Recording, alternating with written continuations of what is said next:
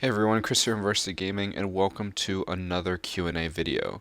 I made a post on the community page on the YouTube channel a day ago asking for questions, and I chose a couple of my favorites as well as some of the most upvoted in the community. So let's get into the questions. First question comes from Trenton asking, do you think Siege is getting too futuristic?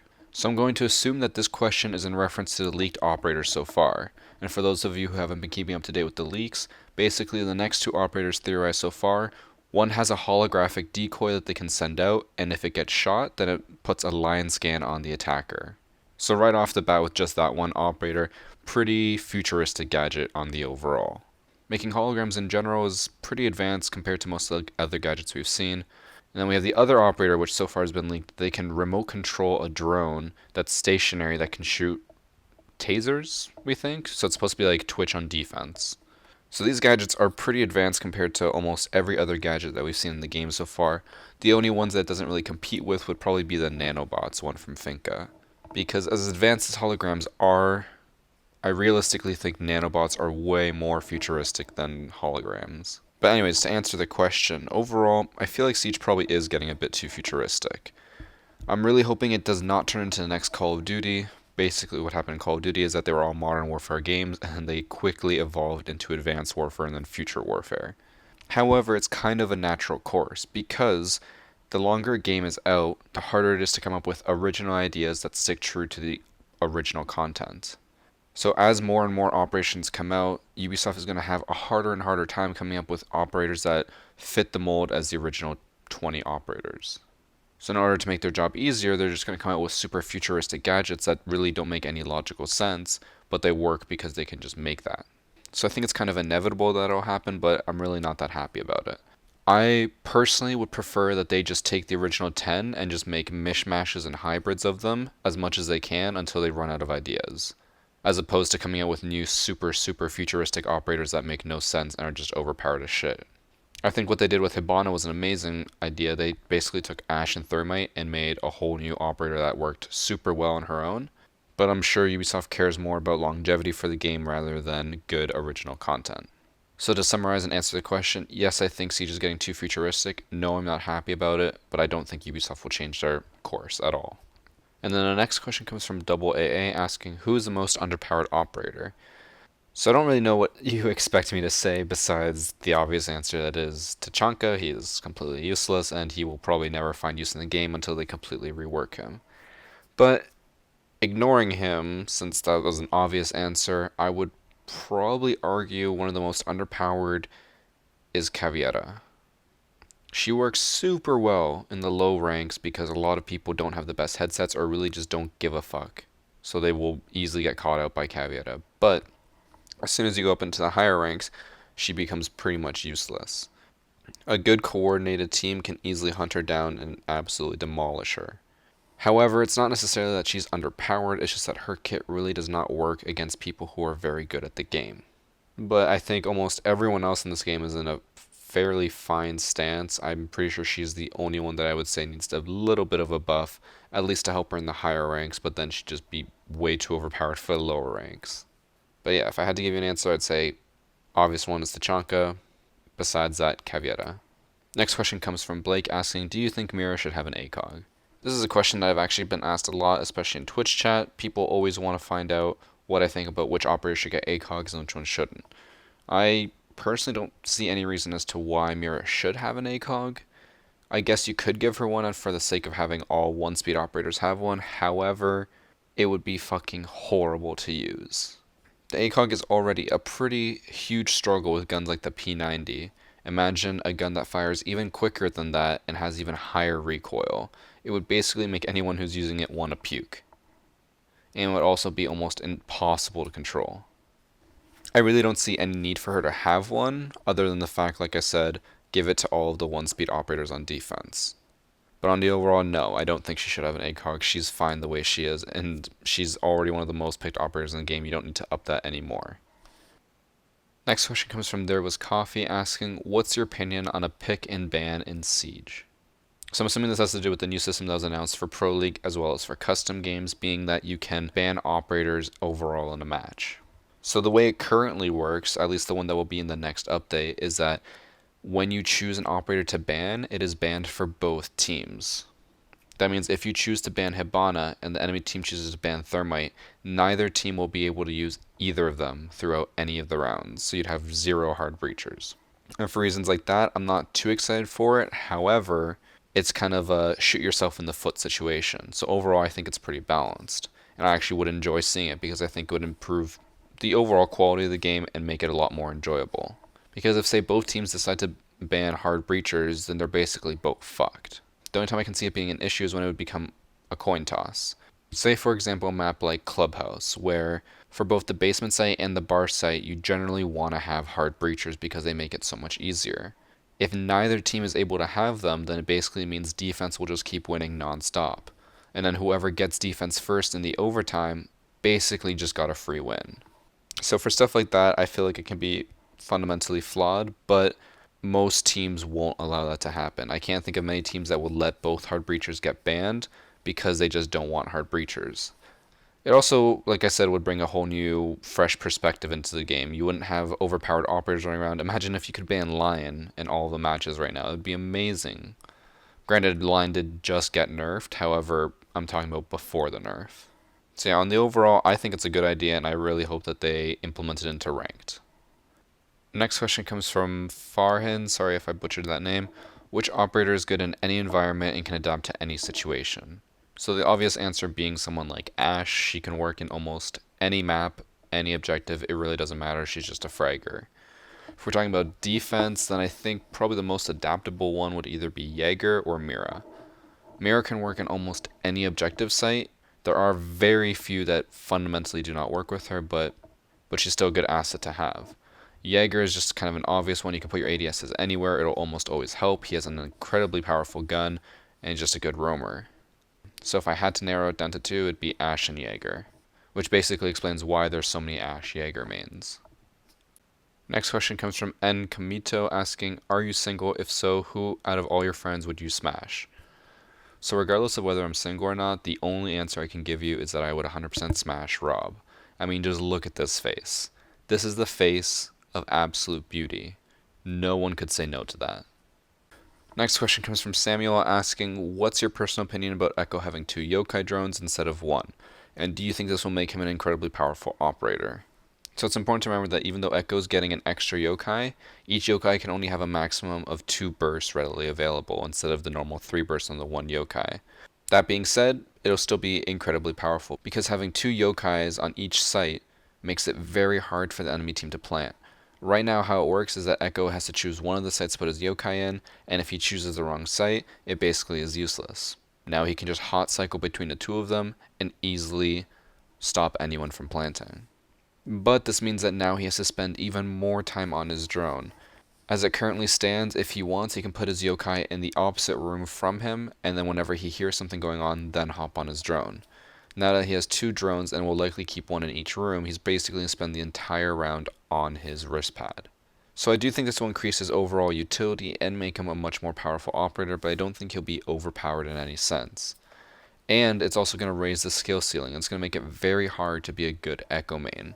Knowing when to hop between drones and knowing how to utilize both of them to their maximum ability will take a lot of skill. I'd say even more so than just having the 1 drone. But yeah, overall, I think it's a good change, and I'm interested to see how it affects the meta. So we have a flurry of questions here from Mike. I'm just going to quickly shoot through all of these because this is too many. Favorite season? Probably Red Crow or Skull Rain. Best seasonal camo? Black Ice, obviously. And when did I start playing Siege? I started playing in the closed beta in September of 2015.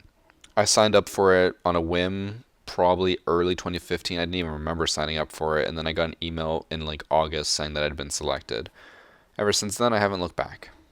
Question from Mundo asking, tits or ass? Tits is the only answer, man. Like, yeah.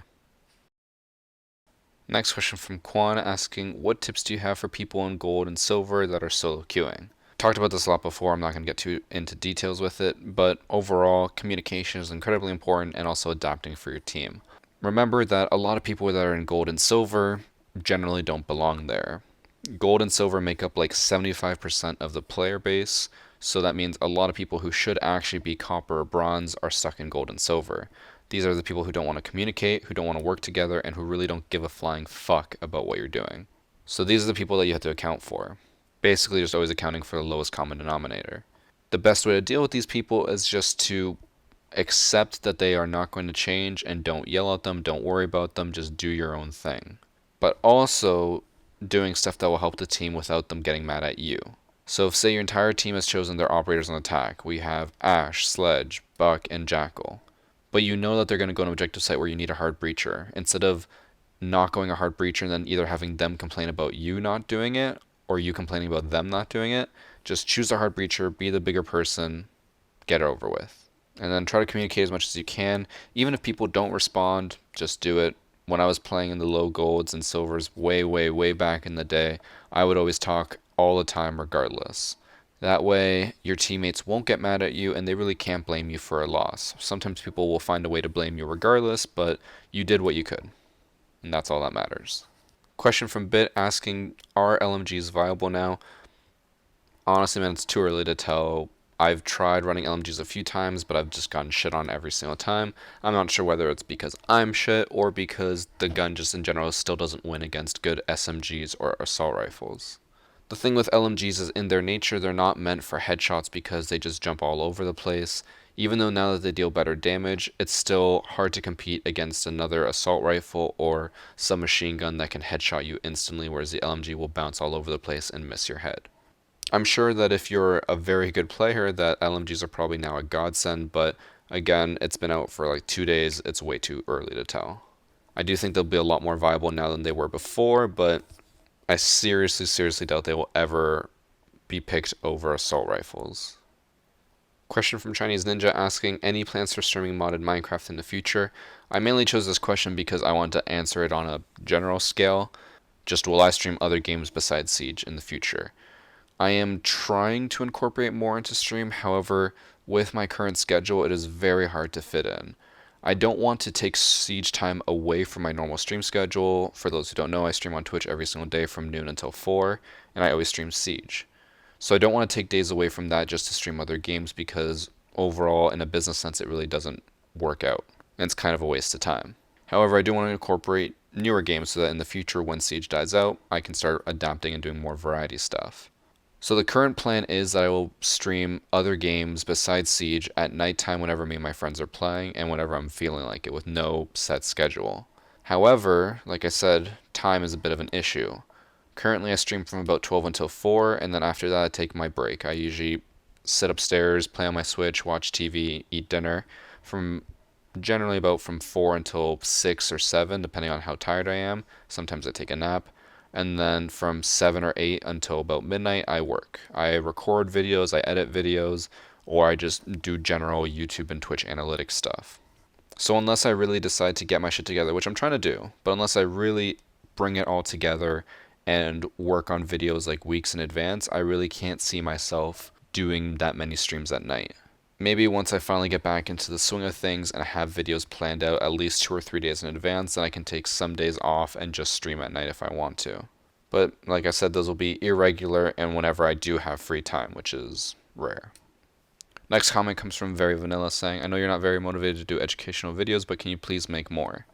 I did make a video about 2018 and what my plans were, saying how I would be working on a Siege School video every 3 or 4 weeks, depending on how much I want to do it, and I 100% did not keep that promise. It has been, let me check.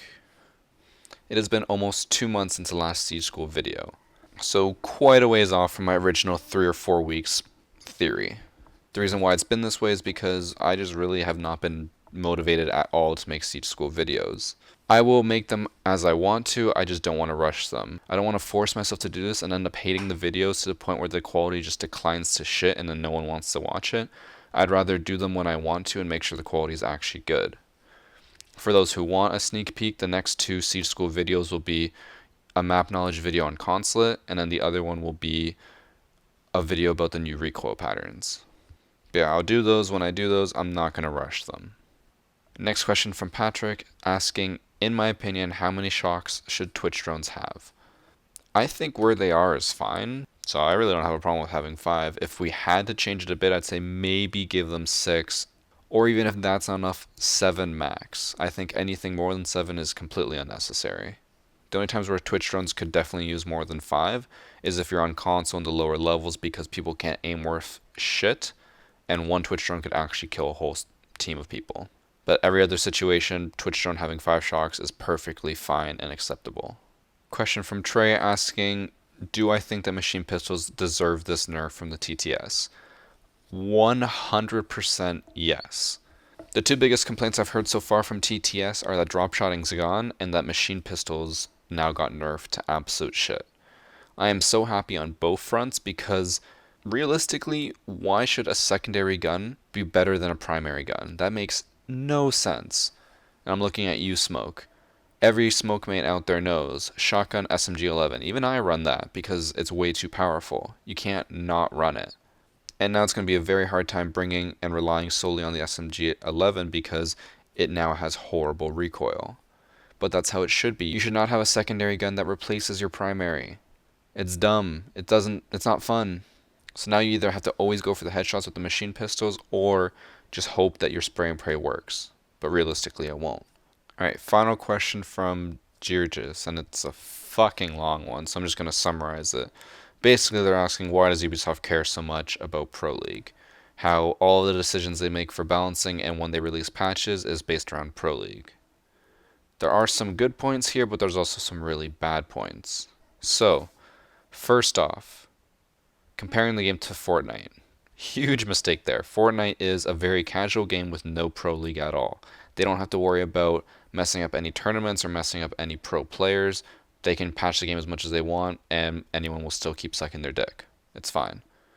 But when it comes to a game like Rainbow Six, where Pro League is very big and brings in a lot of new people to the community, you have to balance the game around that. I do agree with the point that they make saying that they should have different servers for both Pro League and normal people. However, I think they should only do that in the cases of what they mentioned with the bulletproof camera, where Ubisoft might not want to release the bulletproof camera because it might affect the Pro League. I think that would be a dumb reason. They should release it regardless. Or, like Drew just said, is to have 2 separate servers. That would be fine. However, I think that should only be the case for when adding new gadgets or huge new overhauls. And remember, if this game wasn't balanced around Pro League, it would be boring as fuck. People who complain in the community so much would get all the changes they want, and the game would become horrible. Tailoring it to Pro League makes it a much more competitive game and feels much more reliable. If the subreddit had it their way, the game would be trash and would get changed every single week. You can't have a meta in a game if it's changed every single week. Games like Fortnite can do that because no one gives a flying fuck. They can do whatever the hell they want. No one's playing the game competitively. They're all playing it for fun. Sure, you can go and be like, oh, but look at Ninja. He plays the game competitively. Like, it's still not a Pro League. He's playing against random people from around the world who could be absolute garbage at the game. Meanwhile, you have people in Siege competing at high-level diamond matches. So for a competitive game with a ranked and Pro League scene, you need to balance it around the Pro League. Even if it makes the game a little more boring throughout the season, it's for the better. Alright, and that is going to conclude this month's Q&A. Thank you guys for all the questions. Hope you enjoyed the video, and I'll see you in next month's Q&A. Take care, guys. Bye.